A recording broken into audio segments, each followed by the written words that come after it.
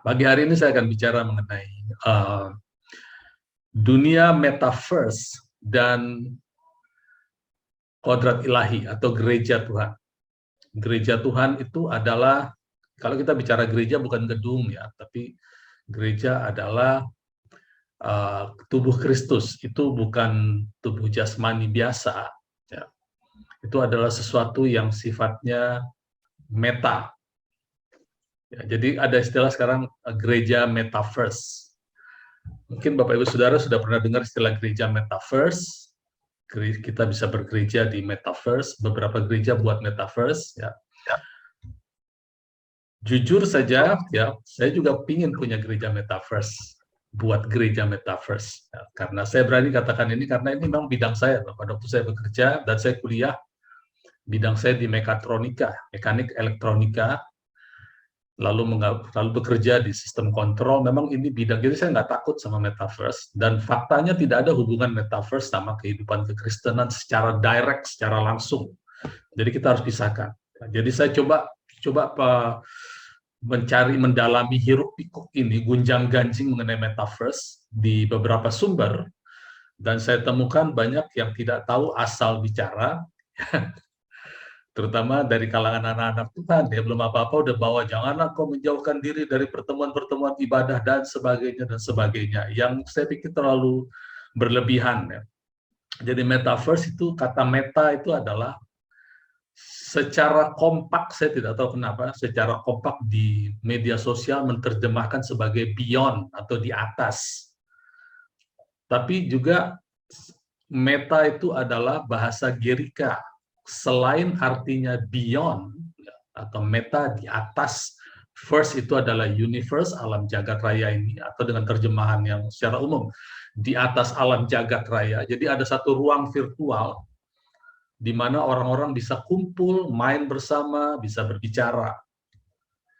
Ya. Bukankah ini sudah terjadi sejak zaman handphone ditemukan? Kita bisa bicara, dulu ada teleconference, walaupun handphone belum populer, kita bisa teleconference beberapa negara. Ini juga meta, di atas alam nyata. Ya. Kemudian ada, sekarang kita ibadah ini juga meta, saudara. Kita bertemu di Zoom masing-masing, ada yang di NTT, ada yang di Surabaya, ada yang di Bandung, ada yang di Jakarta, ketemu dalam satu ruang virtual namanya Zoom. Ya, jadi penyelenggara meta ini adalah banyak perusahaan, ada Zoom, ada Microsoft, ada Facebook. Ya. Jadi gereja metaverse juga itu diciptakan oleh beberapa orang. Ini teknologi ya, bicara teknologi, pisahkan dulu dengan hal yang spiritual ya. Nanti kita baru satukan di mana sih kita bisa berpijak. Gitu ya. Tapi kita harus berpikirnya positif dulu ya, bahwa ini adalah bukan sesuatu yang negatif. Ini yang sudah kita lakukan kok.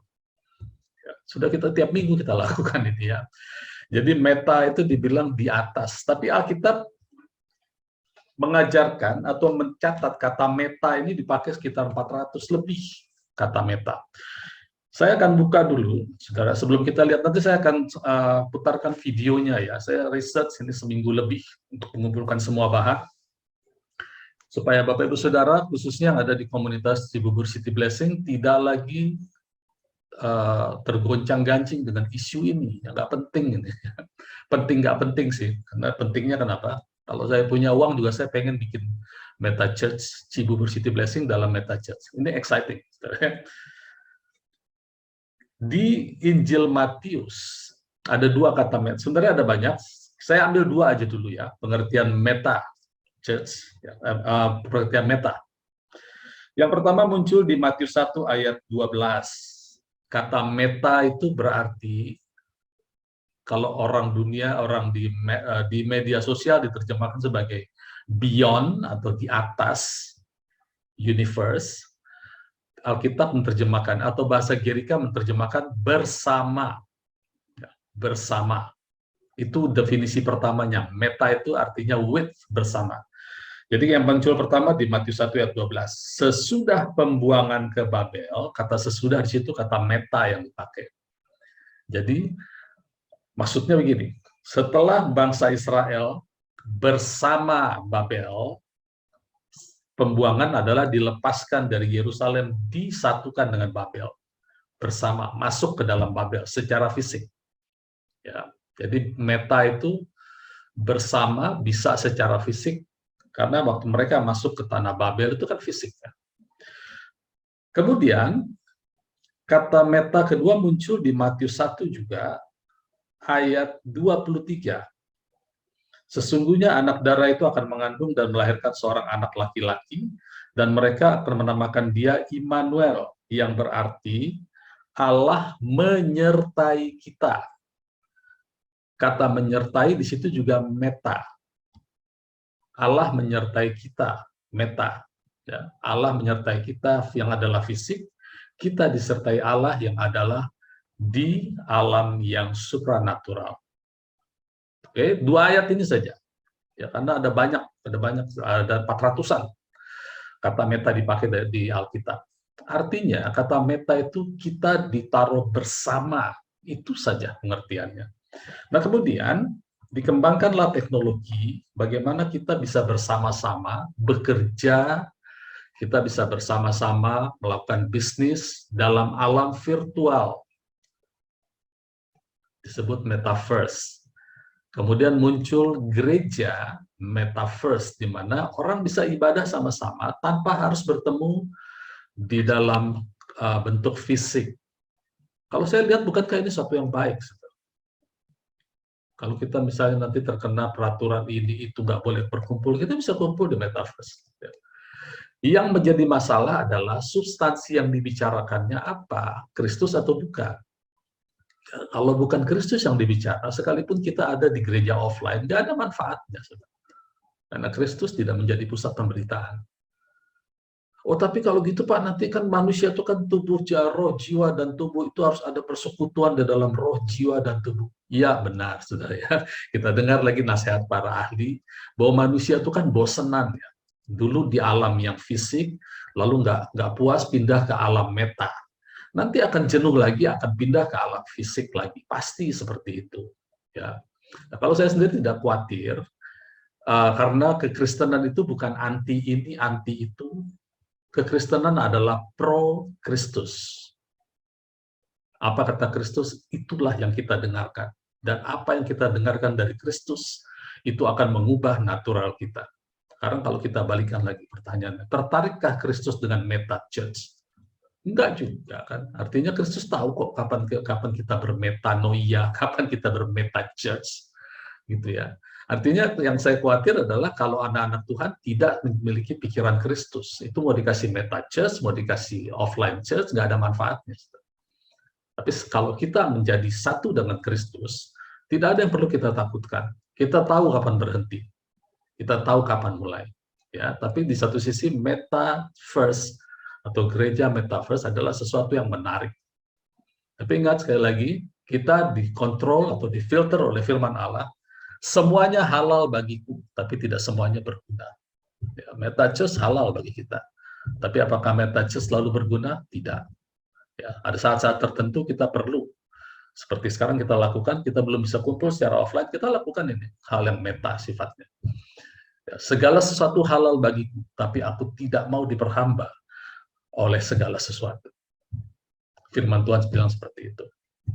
Yang memperhamba kita adalah Kristus di dalam kita. Nah, saya akan cerita tentang metaverse. Ini adalah salah satu distraksi di dalam gereja Tuhan. Sekalipun metaverse ini atau metaverse church, gereja metaverse adalah sesuatu yang exciting, yang bisa kita pakai sebagai salah satu tools atau peralatan untuk kita berkumpul. Tapi ini bisa menjadi distraksi ketika fokus orang bicara soal hal ini. Sementara ada meta yang lain yang harusnya menjadi bagian hidup kita. Ibrani katakan kita sudah datang ke Gunung Sion, Bukit Allah yang kudus, tempat kumpulnya orang kudus. Di situ ada malaikat, di situ ada darah Yesus, di situ ada Yesus. Ini dunia meta yang harusnya kita tekuni, yang harusnya kita lebih concern terhadapnya. Ya. Jadi saya akan putar video mengenai meta church dulu. Ya. Setelah itu kita akan bicara bahwa kita sebetulnya kalau dibilang metaverse, orang-orang metaverse, kita ini adalah orang-orang metaverse. Ya, jadi saya mau bicara soal kodrat ilahi atau metaverse, kehidupan di alam supranatural.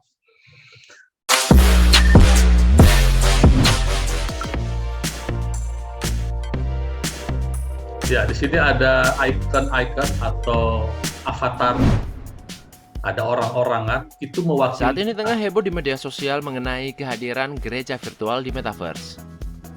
Dikabarkan bahwa gereja virtual ini merupakan yang pertama hadir dalam dunia Metaverse, bahkan dianggap sebagai sebuah pionir.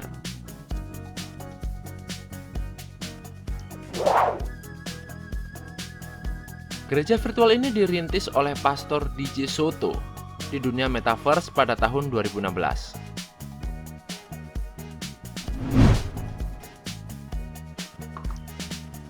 Ide membuat gereja di dunia Metaverse kemudian diikuti oleh Life Church yang juga saat ini telah membuat gereja di dunia Metaverse.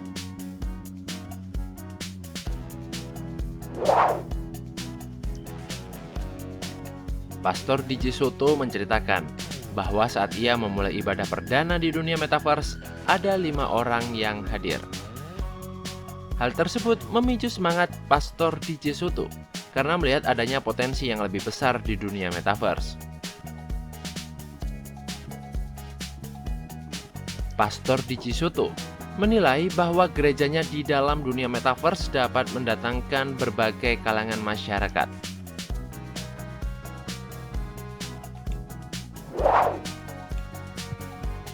Sementara itu, untuk ibadah perdana pada Life Church di Metaverse telah dihadiri sebanyak 97 orang.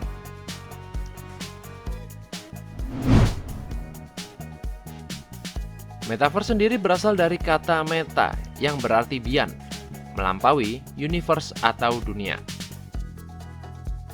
Sehingga Metaverse bisa dianggap sebagai dunia virtual secara 3D yang saling terkoneksi dan juga terhubung satu sama lain.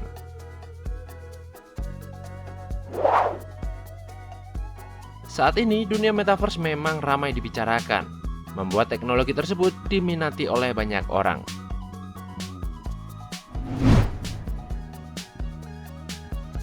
Dalam dunia Metaverse, bahkan masyarakat bisa menggunakannya untuk bekerja dan juga berinteraksi. Sehingga Metaverse disebut akan menjadi masa depan dari sebuah teknologi.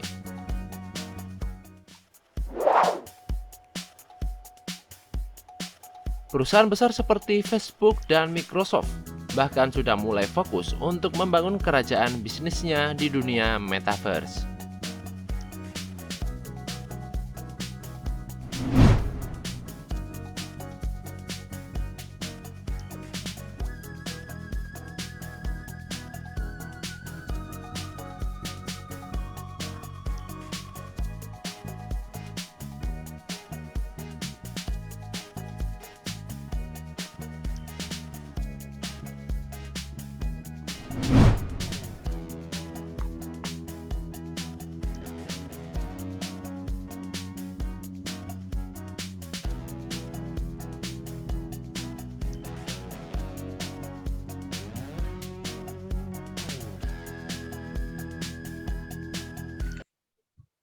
Oke, ya itu yang film pertama. Supaya lebih jelas lagi, saya mau putar yang film kedua, pengalaman orang Jakarta yang beribadah di Metaverse. Ya, setelah itu nanti kita akan bicara lebih dalam. Ini ada orang punya pengalaman bicara di menghadiri gereja di Metaverse. Ya, Bapak Saudara, saya berharap bisa melihat ini. Cobain gereja di Metaverse. Hari ini gue mau gereja nih, tapi pakai celana pendek aja. Soalnya mau gereja di Metaverse. Excited banget sih, karena bisa berinteraksi sama pelayan dan juga jemaat lain. Bisa ngobrol, angkat tangan, dan juga kasih emoji. Tapi pas mulai gereja, kok masih banyak yang ngobrol dan muter-muter ya. Iya sama sih kayak saya, soalnya ya maklum saya masih norak juga. Pas mulai rasanya kurang nyaman gimana gitu karena ini kayak nonton bioskop ya. Mana putus-putus lagi. Meskipun udah coba menikmati sebisa mungkin tapi rasanya masih gimana gitu. Coba cek gereja lain tapi ternyata konsepnya mirip. Ada yang beda sih live langsung gitu karakternya tapi malah dia diem aja nggak gerak-gerak. Akhirnya ibadah online normal aja deh. Pendapatku sih ini masih banyak yang bisa diimprove, tapi memang Metaverse adalah alat yang super powerful untuk merangkul anak muda masa depan. Oke, sebentar saya tutup dulu supaya kamu. Oke, ya sudah dapat idenya ya, gereja metaverse. Jadi nggak usah terlalu takut, nggak usah anti. Kita sudah lakukan itu ya. Nanti anak-anak muda kan tadi dibilang punya potensi untuk menjangkau anak muda. Ayo yang punya teknologi, yuk sama-sama kita kerjakan mau nanti ya. Tapi kita jangan terdistraksi dengan berita-berita, karena nanti ada hamba-hamba Tuhan yang bahkan yang senior itu sudah mulai kasih kata-kata sinis. Ya, dia bilang ya hati-hati, hati-hati, jangan ini, jangan itu. Ya, sekali lagi kekristenan itu bukan anti ini anti itu ya, kekristenan itu adalah pro Kristus. Kita 5 jawatan di gereja ini adalah fungsinya untuk supaya jemaat unity di dalam Kristus. Kalau kita sudah unity dengan Kristus, kita tahu kok mana yang perlu, mana yang tidak untuk spirit, untuk jiwa dan tubuh kita. Sudah pasti kita tahu. Kadang-kadang ini kadang-kadang yang bahaya ini malah berita-berita hoax yang muncul di gereja lalu bikin jemaat takut. Karena jemaat tidak punya pengertian yang jelas tentang berita hoax itu. Nah, sekarang saya akan bicara mengenai bahwa kita sebetulnya sejak awal sudah diperkenalkan kepada dunia meta yang disebut dengan alam supranatural. Ya, jadi saya mau cerita bahwa apapun nanti yang muncul di dunia yang mencoba mengusik gereja, ketahuilah bahwa kita ini adalah orang-orang yang memiliki kodrat ilahi. Kita bisa mengakses surga untuk hidup di dunia.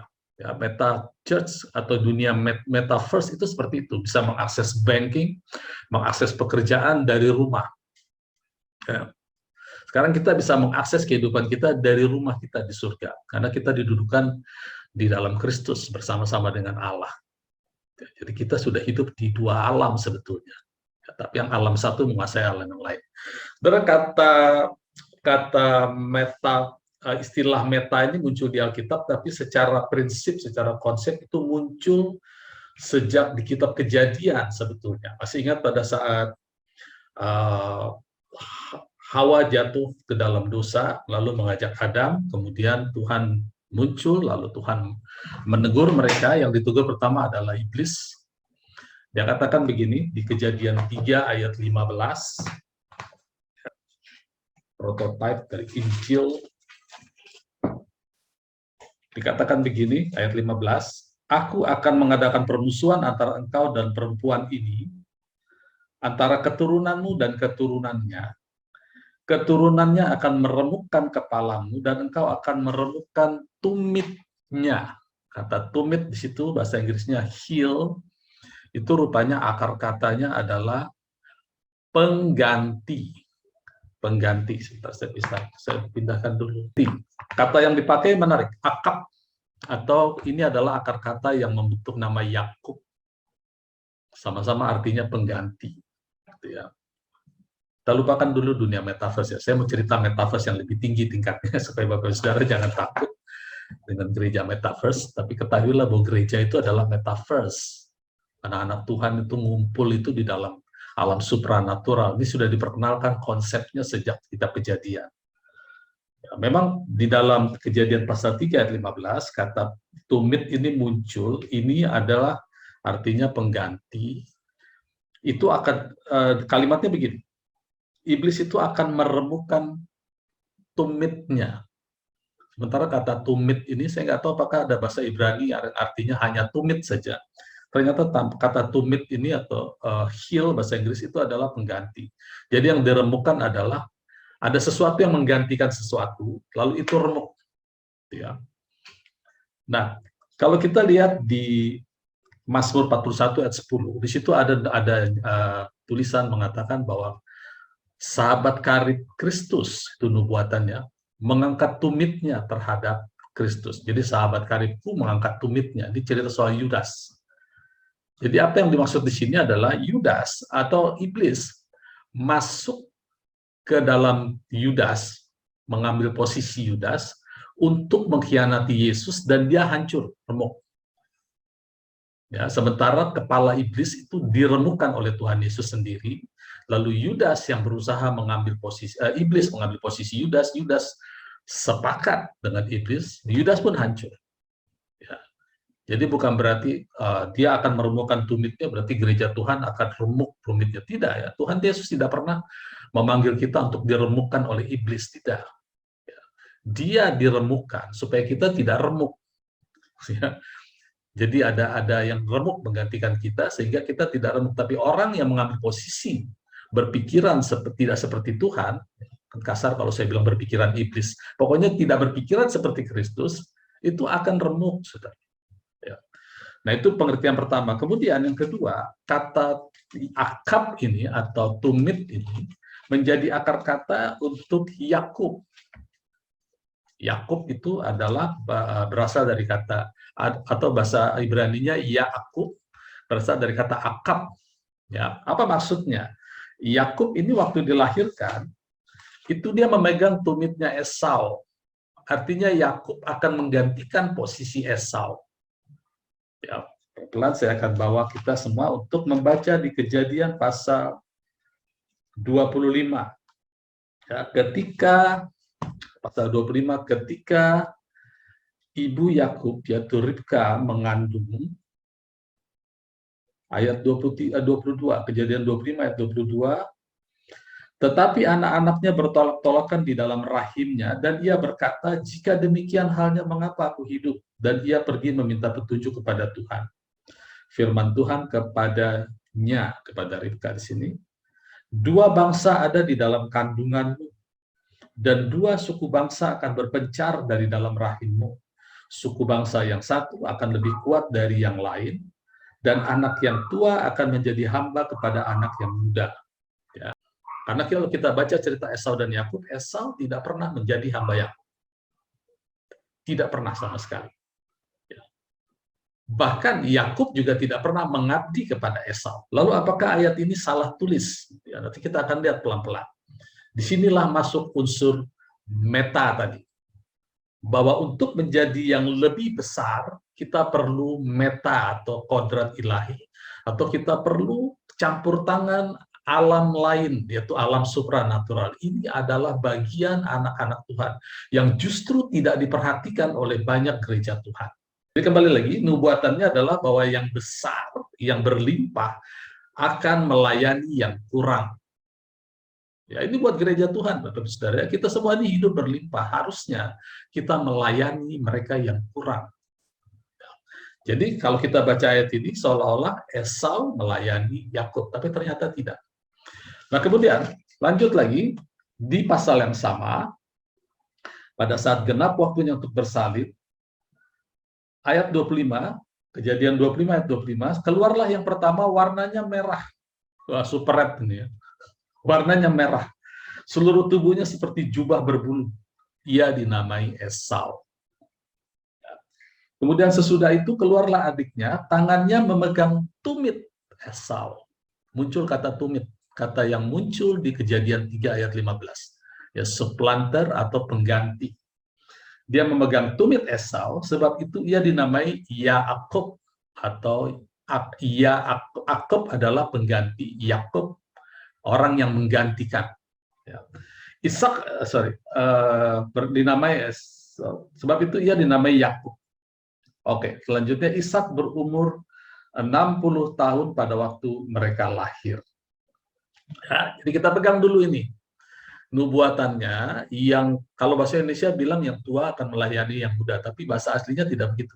Yang berlimpah lebih akan melayani yang kurang, atau yang bertumbuh secara insignifikan, tidak signifikan.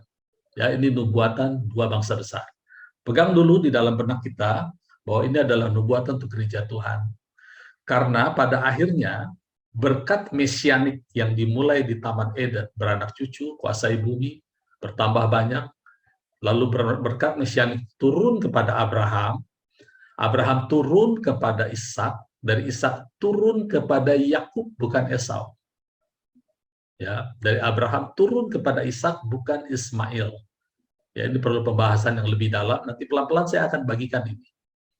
Ya, by the way, saya punya kerinduan anak-anak Beloved Children Church, atau biasa disebut anak-anak sekolah minggu di tempat kita, dari masa muda mereka, kita harus mengajarkan hal ini kepada mereka.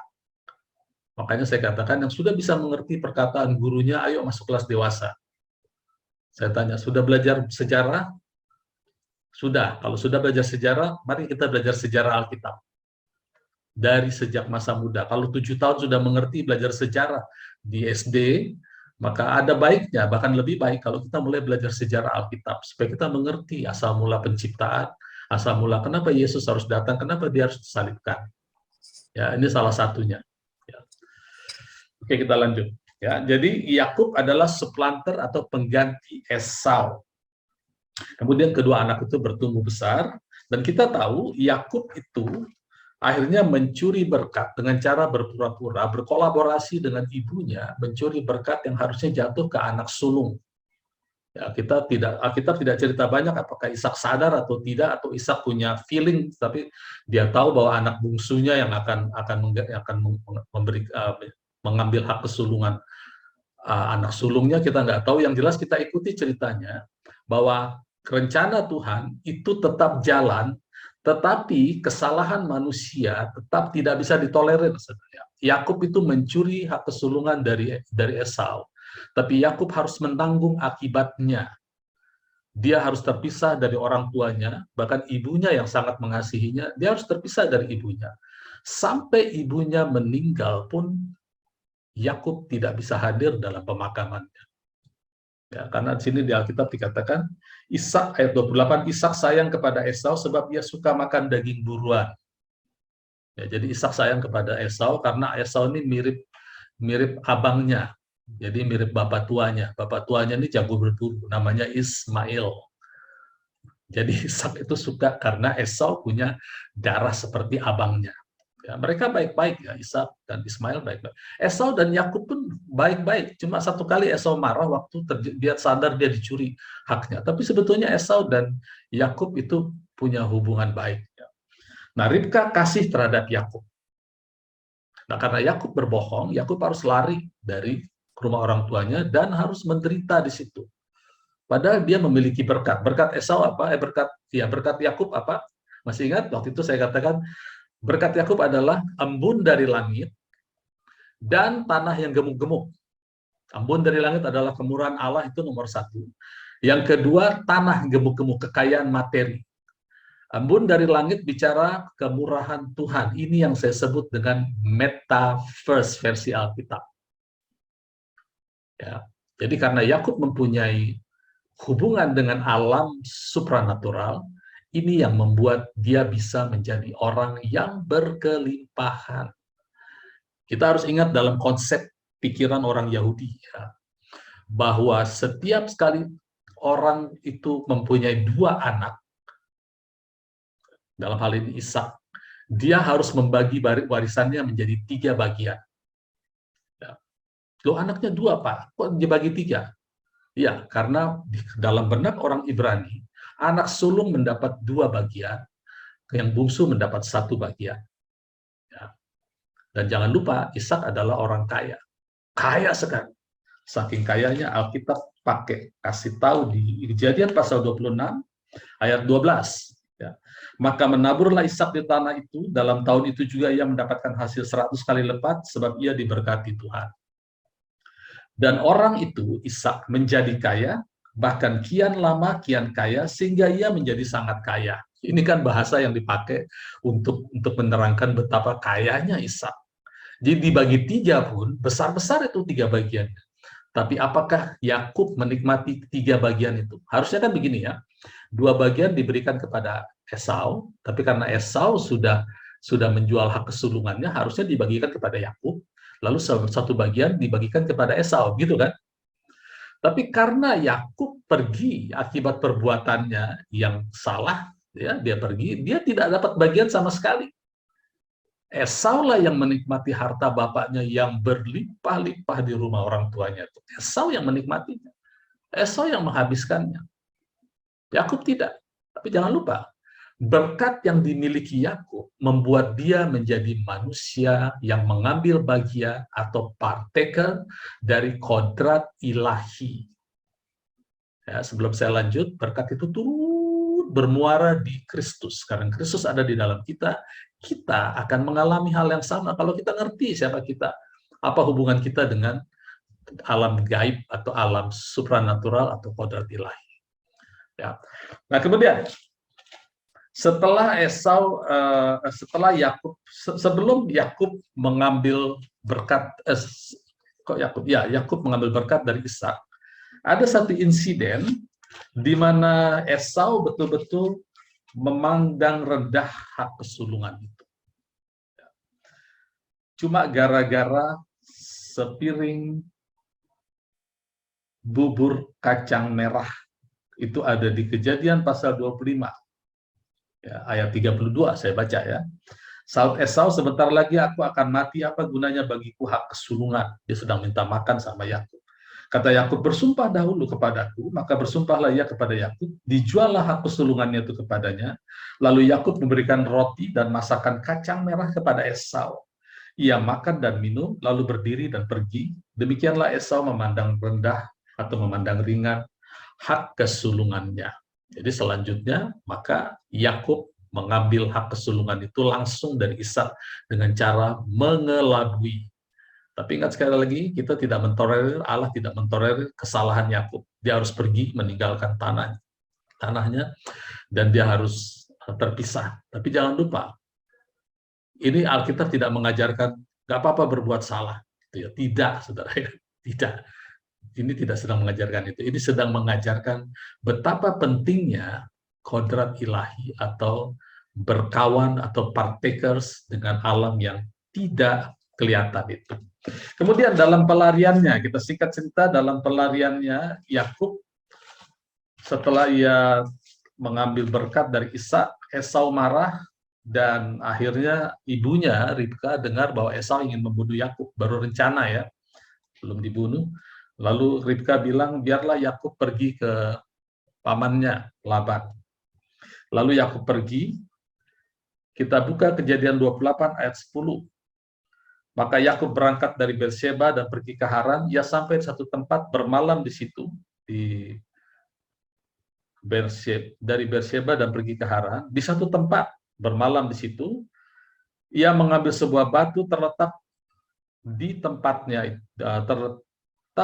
tempat itu, dan dipakainya sebagai alas kepala, lalu membaringkan dirinya di tempat itu. Ayat 12, maka bermimpilah ia, di bumi ada didirikan sebuah tangga yang ujungnya sampai ke langit.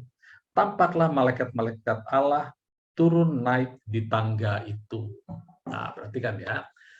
Inilah pertama kali dinyatakan bahwa akan terjadi nanti menyambung dua dunia, yaitu di langit ketiga dan di bumi ada akses ilahi.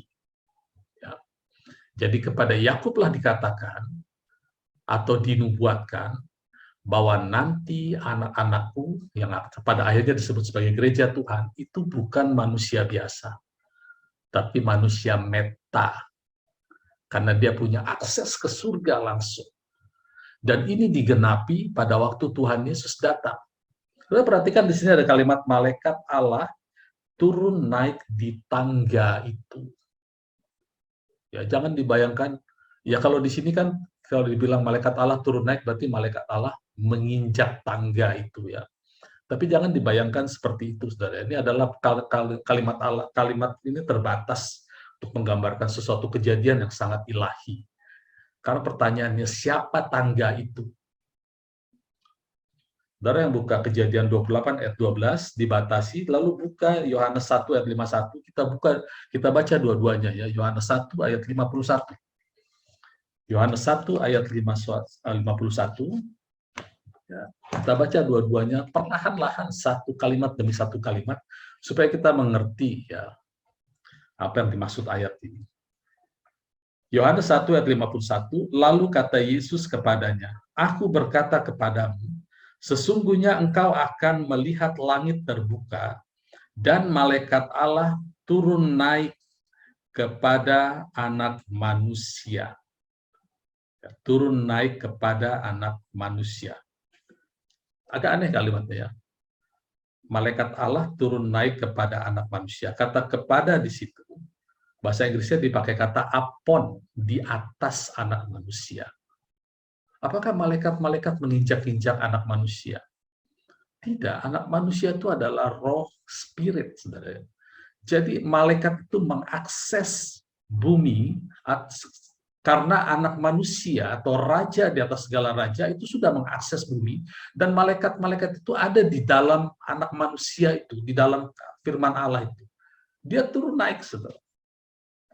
Ini penggenapan dari penglihatan yang Yakub lihat. Aplikasinya apa? Kan Mazmur 103 bilang begini, saudara ya. Mazmur 103 ayat 20. Pujilah Tuhan, hai malaikat-malaikatnya, hai pahlawan-pahlawan perkasa yang melaksanakan firman-Nya dengan mendengar suara firman-Nya. Bahasa Inggrisnya dikatakan, hai pahlawan-pahlawan perkasa yang melakukan firman-Nya, who do His word, and heeding the voice, memberi perhatian atau berada di dalam firman-Nya.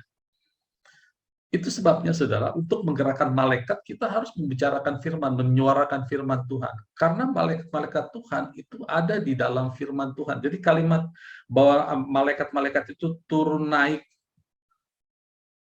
upon the Son of Man, di atas anak manusia, itu benar memang ya. Nah, itu digambarkan sebagai malaikat yang turun naik di tangga pada zaman. Itu adalah penggenapan yang dikasih lihat kepada Yakub. Pada saat itu Yakub tertidur, dia lihat ada malaikat naik turun. Jadi tangga itu adalah Kristus Yesus. Jadi jangan dibayangkan itu tangga undak-undakan begitu yang kita injak-injak Tuhan Yesus. Ya, itu adalah jalan. Makanya Yesus katakan, aku adalah jalan, kebenaran, dan hidup. Jadi ada hidup yang keluar dari surga untuk bisa diakses oleh kita di bumi. Ya. Dan di situ bukan hanya dia tidak sendiri, ada malaikat-malaikatnya. Makanya kita bisa menyuarakan firman Tuhan dan malaikat bertindak. Ya, Bapak Ibu Saudara bisa membayangkan ini, dia kalimatnya agak jelimet memang ya. Dan janji kehidupan yang didominasi oleh alam lain, alam meta, di atas, bukan hanya di atas, tapi beserta kita. Karena kata meta itu adalah di atas dan beserta. Kita tidak hanya sekedar memandang ke atas, tapi kita beserta yang di atas, yang di langit ketiga itu. Itulah kehidupan meta ini. Itu ada kehidupan Bapak Ibu Saudara dan saya. Jadi kalau orang bilang sekarang ada meta church, kecil. Wah, meta church begini, kampungan. Gitu aja, kampungan. Kita lebih meta. Yang gitu-gitu ntar juga orang bosan balik lagi ke universe. Lihat aja nanti ya. Seorang ahli ekonomi, Pak Renat Kasali, bilang gitu, manusia ya begitu, berubah. Yang nggak ikut berubah, kelindes. Tapi Alkitab bilang apa? Jangan kamu menjadi seperti dunia yang berubah ke sana kemari. Tapi bertransformasilah ke atas, metanoia, supaya kita bisa menjangkau metaverse yang sesungguhnya. Lebih hebat ya. Kita lihat perjalanan Yakub. Yakub menanggung kesalahannya, dia pergi, meninggalkan rumah orang tuanya, lalu dia dapat penglihatan dan dijanjikan akan terjadi nanti hubungan kerajaan Allah dengan kehidupan manusia, dan orang-orangnya itu disebut gereja. Ya, lalu kita lanjut dulu, kita baca janji Tuhan. Setelah dia mengalami kejadian ini, ayat 13, berdirilah Tuhan di sampingnya dan berfirman, akulah Tuhan Allah Abraham nenekmu, Allah Ishak, tanah tempat engkau berbaring ini akan kuberikan kepadamu dan kepada keturunanmu. Keturunanmu akan menjadi seperti debu tanah banyaknya, dan engkau akan mengembang ke sebelah timur, barat, utara, selatan. Olehmu serta keturunanmu, semua kaum di muka bumi ini mendapat berkat. Sesungguhnya aku menyertai engkau, dan aku akan melindungi engkau kemanapun kau pergi, dan aku membawa engkau kembali ke negeri ini. Bayangkan, negeri itu ada Esau, ya, dia diancam bunuh, tapi Tuhan jamin keselamatannya. Sebab aku tidak akan meninggalkan engkau, melainkan tetap melakukan apa yang kujanjikan kepadamu. Lalu ayat 20 loncat ya. Lalu bernazarlah Yakub, dia bangun lalu bernazar, jika Allah akan menyertai dan akan melindungi aku di jalan yang kutempuh ini, memberikan kepadaku roti untuk dimakan dan pakaian untuk dipakai, sehingga aku selamat kembali ke rumah ayahku, maka Tuhan akan menjadi Allahku, dan batu yang kudirikan sebagai tubuh ini adalah menjadi rumah Tuhan. Ya, lagi, batu itu dia pakai tidur, disitulah dia tertidur dan mendapat penglihatan. Ada hubungan antara surga dan dunia, dan itu disebut rumah Tuhan. Jadi ingat ya, siapa rumah Tuhan sekarang? Tubuh kita, bait Allah. Tubuh kita terhubung dengan dunia meta di atas. Ya. Tubuh kita terhubung dengan metaverse yang sesungguhnya, yaitu kerajaan surga. Makanya firman Tuhan katakan, cari dulu kerajaan Allah dan kebenarannya, maka semuanya itu akan dialirkan dari atas. Efesus 1 ayat 3, terpujilah Allah yang sudah memberikan segala berkat rohani. Ini alam meta semua. Allah mengaruniakan kita kasih karunia yang berkelimpahan melalui pengenalan kita akan Kristus. Supaya melalui pengenalan ini kita bisa diperlengkapi untuk hidup. Kesembuhan perlu untuk hidup, makan, minum, rumah untuk hidup. Dan kesalehan. Untuk godliness kita juga perlu alam meta yang di atas kita itu. Ya. Jadi itu adalah, kalau kita bicara rumah Allah, ini kita harus sadar sesadarnya bahwa kita ini Allah sedang menghampiri kita dari alam, dari tempat tahtanya yang tidak bisa dijangkau oleh manusia. Dia taruh roh kita bersama-sama dengan dia dan sama-sama mengontrol tubuh kita. Ya. Kemudian dari segala sesuatu yang kau berikan kepadaku akan selalu kupersembahkan 1/10 kepadamu. Ini yang ngomong orang yang nggak punya duit, yang pergi dari rumah bapak ibunya, bapaknya kaya raya, konglomerat, orang terkaya di dunia saat itu, Ishak, yang sudah siap membagi 3 warisannya, 2 bagian untuk sulung, 1 bagian untuk bungsu. Jadi yang 2 bagian harusnya untuk orang ini, untuk Yakub, tapi dia tidak kebagian karena dia harus pergi menanggung kesalahannya. Dan dia katakan, aku akan memberi persepuluhan. Jadi persepuluhan itu untuk orang-orang yang ngerti. Sekarang hamba Tuhan banyak yang ribut. Persepuluhan masih ada nggak sih di perjanjian baru? Ada yang bilang nggak ada. Ada yang bilang semua milik Tuhan. Persepuluhan itu hanya untuk orang yang ngerti. Tuhan nggak perlu uang kita. Yang Tuhan perlu adalah sadarlah bahwa kita diberi, yang memberi kita adalah Tuhan. Tuhan cuma bilang, sini aku pegang sedikit aja. Supaya aku yang mengendalikan ini, supaya nggak jadi bola liar. Uangnya nggak dipakai kemana-mana, pegang sama-sama. Ya Tuhan pegang dikit aja, 10-10. Mau nggak kita kasih? Gitu ya. Kalau kita kasih, kita pegang sama-sama dengan Tuhan, Tuhan pegang dikit, sisanya kita pakai. Bisa berlimpah-limpah, bisa bermultiplikasi. Tapi kalau kita bilang, enggak Tuhan, semua milikmu, tapi biar aku yang pegang sendiri. Bola liar. Ya, jangan heran kalau mamon itu mengambil alih hidup kita. Ya, itu perpuluhan. Oke. Sekarang kita lihat perjalanan Yakub. Menarik sebenarnya, orang yang berhubungan dengan metaverse. Ya, alam lain, alam supranatural. Setelah itu dia kembali, ya, kita langsung loncat. Dia kembali ke rumah papanya setelah dia mendapat kekayaan. Kejadian 33, dia takut kembali dan ketemu dengan Esau. Nah, akhirnya waktu dia mau ketemu dengan Esau, dia bagilah, dia kelompok-kelompokkan. Yang paling depan nanti budak-budaknya dengan hartanya, terus yang kedua, lalu pokoknya dibagi-bagi sampai yang terakhir orang yang dikasih Rahel dan Yusuf. Ya. Jadi mau ketemu Esau, dia ingin melunakkan hati Esau dengan pemberian-pemberian. Ya. Lalu karena kita sudah tahu ceritanya, saudara, kita loncat langsung kejadian 33 ayat 8, pertemuan Esau dan Yakub. Ya. Berkatalah Esau, apa maksudmu dengan seluruh pasukan yang telah bertemu dengan aku tadi? Jawabnya, untuk mendapat kasih tuanku.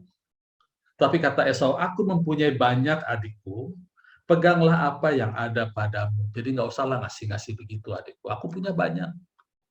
Ya punya banyak lah ya. Esau, seluruh hartanya Ishak, orang terkaya pada saat itu, dia yang pegang, dia yang nikmati. Yakub itu tidak menikmati. Yakub harus kerja keras. Dibohongi lagi sama tulangnya, Laban. Ya. Kemudian kata Yakub, janganlah kiranya demikian. Jikalau aku telah mendapat kasihmu, terimalah persembahanku ini dari tanganku, karena memang melihat mukamu adalah bagiku serasa melihat wajah Allah. Itu kata Yakub ya. Dan engkau pun berkenan menyambut aku. Jadi berbahagianya Yakub saat itu karena merasa diterima oleh abangnya. Ayat 11, terimalah kiranya pemberian tanda salamku ini yang telah kubawa kepadamu, sebab Allah telah memberi karunia kepadaku dan aku pun mempunyai segala-galanya. Kata yang dipakai lebih besar daripada kata yang dipakai Esau. Aku mempunyai banyak. Yakub mengatakan aku punya segalanya. Esau punya banyak, tapi Yakub punya segalanya. Mana lebih besar? Yakub ya. Lalu dibujuk-bujuknya lah Esau sehingga diterimanya lah pemberian. Itu sebabnya di kejadian awal, ketika Ribka lahir, firman Tuhan kepada Ribka begini, suku bangsa yang satu akan lebih kuat dari yang lain. Tidak disebut yang sulung atau yang bungsu.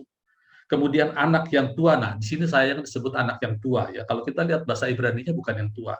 Anak yang tua menjadi hamba kepada yang muda. Bahasa Ibrani-nya dipakai kata anak yang punya lebih besar, yang punya great, much great, itu melayani anak yang muda. Kata muda di sini adalah yang kecil dan bertumbuh secara insignifikan. Siapa itu? Esau. Esau bertumbuh secara insignifikan, tapi dia kaya. Ya, dia punya bapaknya, punya dia kok. Tapi Yakub itu punya lebih besar. Jadi nubuatan Allah itu tercapai. Bahwa yang lebih besar melayani yang lebih bertumbuh tidak signifikan. Saudara, ini nubuatan ini untuk kita. Seharusnya kita adalah menjadi orang-orang yang lebih dari yang lain, itu melayani dunia ini. Makanya gereja kita namanya City Blessing. Itu kan misi dan visi dari senior-senior kita di atas waktu mendirikan gereja ini, bahwa kita akan memberkati. Sekalipun kota ini kelihatan kaya, kita nggak punya apa-apa, tapi ketahuilah kita bersambungan dengan alam metaverse. Kita harusnya menjadi berkat bagi bangsa, bagi kota, bagi bangsa, bagi orang, bagi orang sekitar kita. Caranya bagaimana? Itu berhubungan langsung dengan pengetahuan atau hidup di dalam pergaulan yang erat dengan Kristus. Supaya kita bisa mengalami seperti yang dialami Yakub. Coba kita selesaikan dulu kisah Yakub ya. Kisah Yakub ini setelah dia akhirnya memberi pemberian kepada Esau. Kemudian ayat 18, Kejadian 33 ayat 18, ya, akhirnya mereka berpisah. Mau dikawal pun Yakub tidak mau. Dia bilang, Esau pergi dulu lah, biar kami jalan pelan-pelan. Yakub nggak mau, mungkin dia sungkan ya. Kemudian dalam perjalanannya, ayat 18, dalam perjalanannya dari Padan Aram, sampailah Yakub dengan selamat ke Sikem di tanah Kanaan. Lalu ia berkemah di sebelah timur kota itu. Kemudian dibelinya lah dari anak-anak Hemor Bapak Sikem sebidang tanah tempat ia memasang kemahnya dan harganya 100 kesita. Ia mendirikan mezbah di situ dan dinamainya itu Allah Israel ialah Allah. Jadi orang ini jadi kaya, saudara. Ya, lebih kaya, saya yakin dia lebih kaya dari Ishak, yang adalah orang terkaya saat itu. Dia berjalan cuma dengan janji Allah. Tapi dia sadar sebetulnya bahwa dia memiliki hubungan dengan alam supranatural. Saudara, harusnya kita anak-anak Tuhan seperti itu.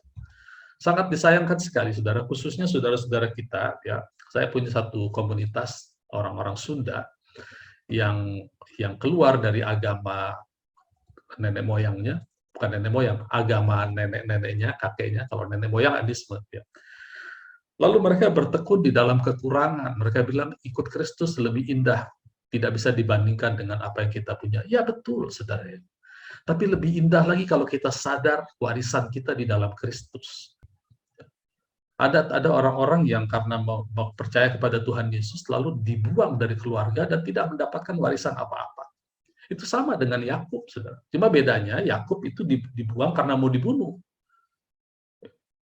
Kalau orang-orang seperti keluarga saya dari pihak bapak saya adalah murtadin, saudara. Jadi ada beberapa orang yang memang keluar, tapi ya keluar benar-benar nggak ada pegang apa-apa dan tidak terima apa-apa dari Kristus. Kan sayang, saudara ya. Padahal kalau kita lihat kisah Yakub, kita keluar meninggalkan segala sesuatu, lalu mengikut Kristus, kita akan mendapat 100 kali lipat. Itu Markus 10 ayat 30 kan bilangnya begitu. Ya. Jadi hidup kita betul-betul tidak tergantung dari warisan, dari gaji, dari sebagainya. Hidup kita tergantung dari alam metaverse ini, yang berhubungan dengan alam supranatural atau kodrat ilahi. Itu yang seharusnya kita pegang, saudara.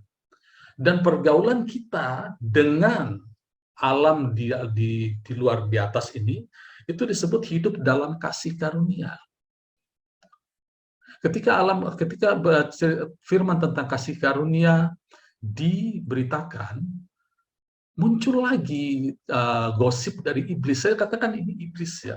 Dia bilang kalau orang hidup dalam kasih karunia itu, nanti enak aja berbuat dosa. Itu hoax, saudara. Hati-hati Pak dengan berita kasih karunia. Itu hoax. bilang begitu ya. Saya mau bacakan dari Roma pasal 3 ayat 8. Bukankah tidak benar fitnahan orang yang mengatakan bahwa kita berkata, mari kita berbuat jahat supaya yang baik timbul daripadanya. Jadi ada orang bilang, hati-hati dengan kasih karunia, nanti buat dosa nggak apa-apa. Itu hoax, itu fitnahan. Ya, ayat 8 bilang, bukankah benar fitnahan orang? Orang yang memfitnah semacam itu sudah selayaknya mendapat hukuman. Jadi berita kasih karunia itu adalah berita di mana Allah tidak memperhitungkan dosa. Roma 4 ya, Roma 4 ayat 7 dan 8. Orang diampuni dosanya, pelanggaran ditutupi. Lalu ada orang memfitnah. Pasti ini pikiran iblis. Dibilang hati-hati, karena itu nanti bisa berbuat dosa seenaknya. Itu hoax. Jadi orang mendengar berita kasih karunia itu ada 3 respons. Yang pertama, mari kita berbuat dosa supaya yang baik datang daripada ini salah. Yang kedua, jangan berbuat dosa. Ya, tetap kita harus melakukan sesuatu supaya kita diterima Tuhan. Ini keperbuatan. Ya, tapi dua-duanya tulus ingin melakukan firman. Ada yang lebih parah satu, ya, yang lebih parah ini yang golongan ketiga. Dia cuma bilang begini, hati-hati dengan kasih karunia. Hati-hati dengan hyper grace. Ini yang golongan ketiga lebih bodoh dari yang pertama, kedua. Maaf saya pakai istilah lebih bodoh ya. Kalau yang pertama, dia jalan dengan pengertian dia, apa-apa berbuat dosa. Dia anggap dosa itu kawannya Tuhan. Itu salah ya. Tapi dia pegang firman masih. Yang kedua masih pegang firman, jaga kekudusan. Ya jangan main-main, berbuat ini, harus berpuasa, harus berdoa, harus begini, harus begitu. Masih mending. Yang ketiga, ini kena berita hoax. Cuman ngomong hati-hati keracunan grace, hati-hati dengan hyper grace. Saya pernah dibilang seperti itu. Seorang hamba Tuhan bilang, Pak Cepi hati-hati dengan hyper grace. Nah, dia tidak mengerti kasih karunia yang kita bicarakan di Cibubur City Blessing ini lain ya. Kasih karunia di sini adalah bergaul dengan firman. Dosa ya dosa, nggak boleh gitu ya. Terus saya bilang begini, Pak, grace itu selalu hyper. Kalau tidak hyper itu bukan grace. Kalau Anda mengerti grace, grace itu selalu hyper. Apa dasar ayatnya, Pak? Dasar ayatnya kan ada di sini dikatakan, di mana ada dosa melimpah-limpah, malah kasih karunia itu akan melengkapi. Huperversio. Huper dari kata huper itu muncul hyper. Di mana ada dosa melimpah, ya, dosa melimpah, kasih karunia huperversio atau melimpahi lebih lagi, gitu ya. Tapi kalau dikatakan kalau gitu, mari kita berbuat dosa supaya kasih karunia lebih lagi, itu hoax. Sudah harusnya dihukum orang seperti itu kata Alkitab. Itu sebabnya kita beritakan bukan dosa. Yang kita beritakan adalah perkataan Allah. Perkataan Allah itu dibarengi dengan kemampuan atau merubah natural kita menjadi seperti Allah. Maka kita akan menjadi orang-orang yang seperti Allah karena berhubungan dengan dunia, alam, kodrat ilahi. Gitu ya. Jadi supaya tidak bias, saya kembalikan lagi ya. Yang sedang kita bicarakan ini adalah kita hidup di dua alam. Tuhan Yesus mengajarkan, jadilah kehendakmu di bumi seperti yang di surga. Itu kan metaverse. Kita mengakses meta. Jadi mari Bapak Ibu Saudara kita lihat apa adanya. Sebetulnya ada banyak contoh mengenai hidup metaverse, ada banyak ya. Tapi kita lihat apa adanya. Dari satu cerita saja mengenai Yakub dan Esau. Betapa Yakub itu dari nol, sekalipun dia adalah pemilik 2 bagian dari warisan papanya. Dia harus pergi tinggalkan itu, harus saudara. Dia harus tinggalkan itu dan dia mulai dari nol. Tapi tetap pada akhirnya rencana Allah yang terjadi. Dia lebih besar dari Esau. Ya. Jadi Bapak Saudara, apapun keadaan Bapak Saudara, kita semua adalah orang-orang yang direncanakan Allah untuk menjadi lebih besar supaya kita bisa melayani yang lebih kecil. Ya, jadi kata-kata Allah mengenai Esau dan Yakub sebetulnya nubuatan untuk gereja Tuhan, bahwa yang besar akan melayani yang kecil. Ya, jadi jangan pilih menjadi orang yang kecil, saudara ya. Pilihlah menjadi orang yang besar. Karena kita lebih besar. Di dalam Kristus kita lebih besar. Mari kita work out keselamatan kita work out, keluarkan kesembuhan kita, keluarkan berkat kita yang melimpah, keluarkan blessing dari Tuhan itu, Berkat mesianik ada di dalam setiap Bapak Ibu Saudara dan saya. Mari sama-sama kita belajar. Kita tidak ada yang lebih pintar. Saya tidak lebih dari saudara. Saya cuma lebih pintar satu malam aja. Malam menjelang khotbah saya diberi banyak pewahyuan. Setelah itu minggu pagi saya bagikan kita sama semua. Kita sama-sama belajar, kita sama-sama bertumbuh, sama-sama maju. Amin. Puji Tuhan.